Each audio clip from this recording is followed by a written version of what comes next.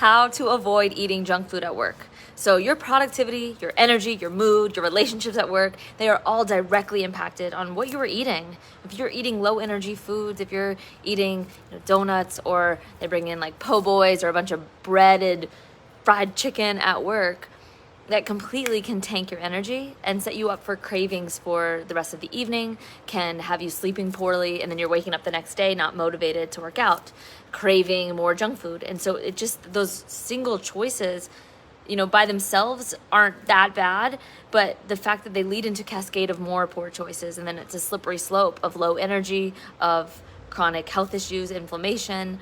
And so to nip it in the bud is by setting yourself up for success and avoiding temptation at work. So I want to give you some tools that I know helped me when I worked in a corporate environment. And being a former sugar addict and binge eater and stress eater, a workplace environment is so easy to just numb out with food. When stuff is stressful, when things hit the fan or you're frustrated, it's so easy to turn to readily available candy or readily available donuts that someone brought in. And so to start learning your own behaviors with food and setting yourself up for success. So my number one tip, first of all, is to make sure that you set your morning up for success by eating a solid breakfast if you are going to eat breakfast. So eating something with high protein, something like, think like eggs and fruit, or just real food. So not going towards the bagels or the, even oatmeal can spike your blood sugar and have you craving more and more sugar and carbs during the day. So really solid grounding breakfast of high protein. Just how can you get more protein in? I personally love eggs, or I'll do chicken, or I'll eat like a burger patty in the morning. Or if you like protein shakes to get a good quality protein, I like Dr. Amy Meyer's protein or Pure Paleo protein. So just focus on that, getting a solid breakfast that's not going to spike your blood sugar, and avoiding going to like Starbucks and grabbing a Starbucks muffin or something that's just super either highly processed, filled with sugar or carbs, because that's just going to be so much harder to avoid temptation later in the day because your body's like, where's more sugar? Give me more carbs. So number one tip, protein breakfast. Number two is to have stuff with you at work to go to. So on Valentine's Day, I had a client yesterday, we were chatting about it, and she's just had so much temptation for Valentine's. She's a teacher, so she was given like massive amounts of candy, but she navigated it so well, really well. But it's difficult. It can be super challenging. So to have things for you to reach for if in the event you are hungry and you don't want your only option if you're starving at work to be the donuts in the workroom. So to have things in your drawer at all times that you can reach for in those moments. For me, things like jerky, I love like Epic bars or Chomp sticks because they're protein and they're satiating. Things like a lot of my clients love bringing nuts or have boiled eggs in the fridge, guacamole packets in the fridge, prepared meals. So even things like, you can keep like Kevin's meals. I don't know if y'all have heard of those. They're paleo meals or Primal Kitchen. You can keep those in your work freezer to reach for on those days that you don't have something, or even like a coconut milk based yogurt or something for whole fruit, nuts, seeds, that if you tolerate those well. So having that available to you, even something like dark chocolate, if you have a super sweet tooth and people are bringing in candy all the time and you just like need something to reach for, have a piece of dark chocolate instead. Keep that in the work freezer or in your drawer if it's not too tempting to eat all the time. So something like that. And then also, so that's number two, tip number two, have food available to you at all times.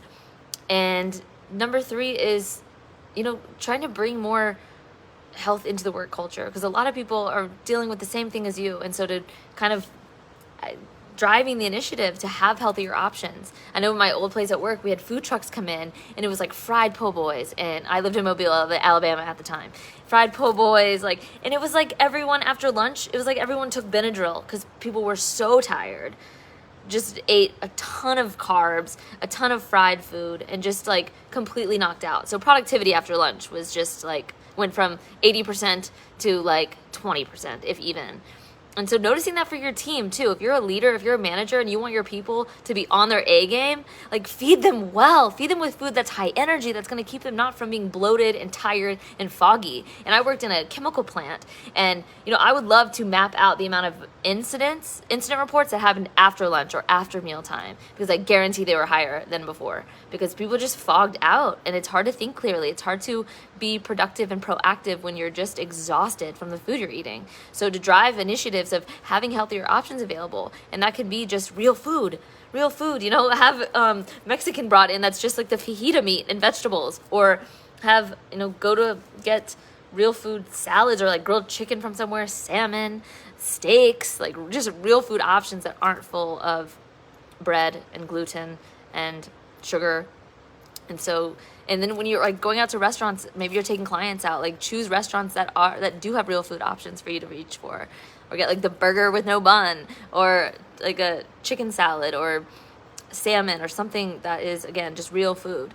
So just being proactive about that. And also tip number 4, sharing your goals with your coworkers so that they're not offering you stuff all the time.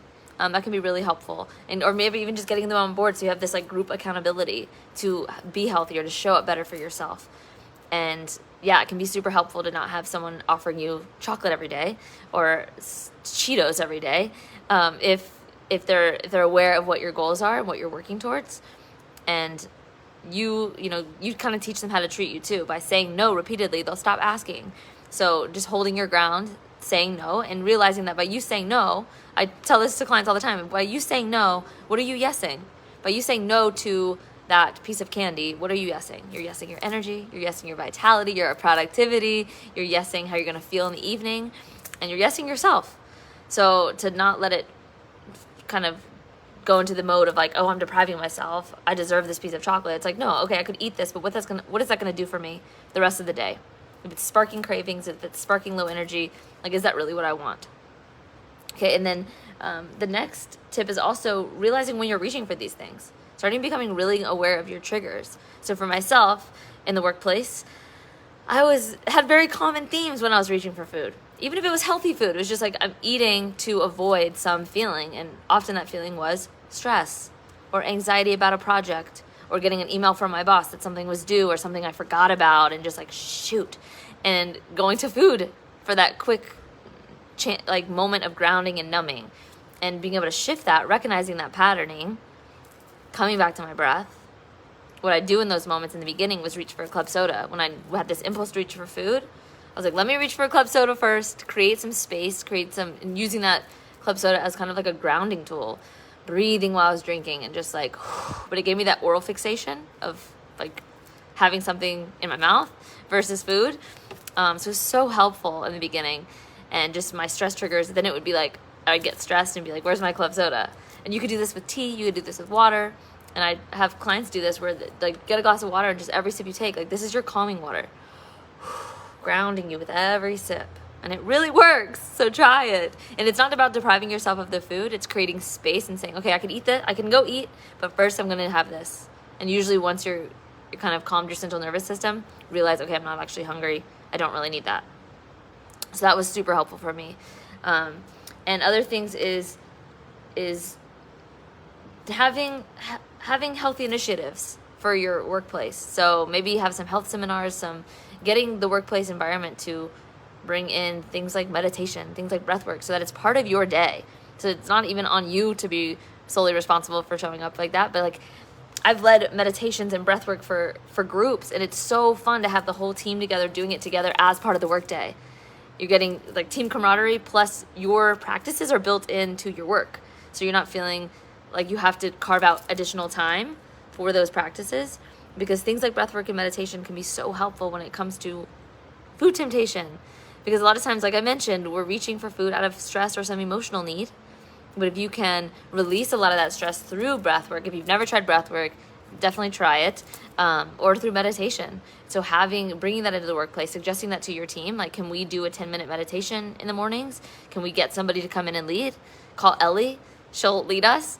And it can be so powerful to have that and just set your system up for a successful day. So meditations and breathwork both help so much with impulse control.